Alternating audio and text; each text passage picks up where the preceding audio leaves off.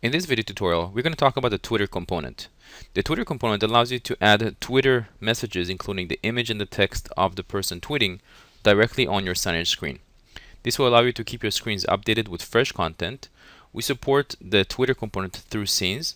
We also support a refresh timer so you can set how often the new tweets will be updated on the screen. So let's begin. Now, the Twitter component is part of the Enterprise Edition, so you will need to install it through the Media Store. Log into your Enterprise account, switch to the Media Store, go to Not Installed, select Twitter, and click on Install Now. Once you've installed it, you'll be able to use the component through the Signage Studio. Now I went ahead and logged into my Signage Studio, switch to Components, and sure enough I can see my Twitter player. Next we'll switch over to the Scene Editor. In case you're not seeing the Scene Editor option, make sure you go to Navigation and enable Scene Editor right over here, but I already have it enabled, so I'll switch over here. Click on the plus sign to add a new scene. Go ahead and rename it. I'll go ahead and call it my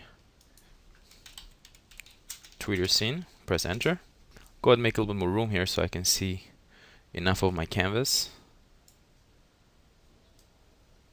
And at this point I'll switch to components and I'll select the Twitter item. Make sure you don't select the Twitter player by mistake. The Twitter player will be added to the timeline. So over here you want to add the Twitter item, and I'll go ahead and add, drag and drop 2 Twitter items. I'll go ahead and set the first one right here on the upper left corner to my profile image and make that pretty small. And for the text, I'll go ahead and make it pretty big with a black color for the text and make the fonts a lot bigger. So pretty simple Twitter scene. Next, I'll go ahead and switch back to my campaign, my timelines.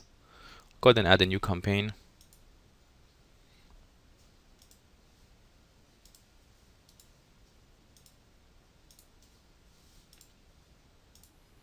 So at this point I can switch to my components, select the Twitter player, drag and drop it to channel 1. Go ahead and extend the Twitter player to the full length of the channel. Double click to load up its properties, switch to scenes, select my Twitter scene and drag and drop it to bind it to the actual Twitter player.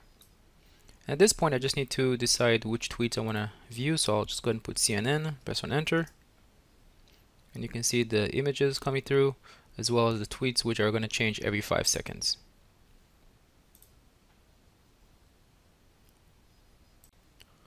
I'll go to set a background color, just set it to a white, and then press play to run the presentation. And again you see my white background as well as the tweets and the image.